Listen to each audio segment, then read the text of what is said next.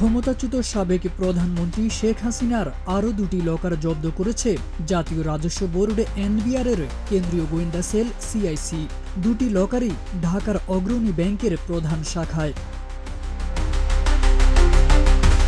সূত্র জানায়, অগ্রণী ব্যাংকের প্রধান শাখায় হাসিনার দুটি ব্যাংক হিসাব পাওয়া গেছে। এর মধ্যে একটির লকার নং ৭৫৩ ও চাবি নং ২০০, অপরটির লকার নং ৭৫১ ও চাবি নং ১৯৬। তবে এই লকার দুটিতে কি রয়েছে তা বিস্তারিত জানায়নি এনবিআর। এর আগে পূবালী ব্যাংকে শেখ হাসিনার আরও একটি লকার ও দুটি হিসাব জব্দ করে এনবিআরের কেন্দ্রীয় গোয়েন্দা সেল সিআইসি।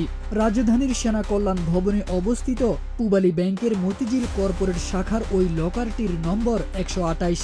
একটি হিসাবে ১২ লাখ টাকা এফডিআর আছে, আরেকটি হিসাবে পাওয়া গেছে ৪৪ লাখ টাকা। হিসাব দুটিতে মোট ৫৬ লাখ টাকার সন্ধান পেয়েছে সিআইসি।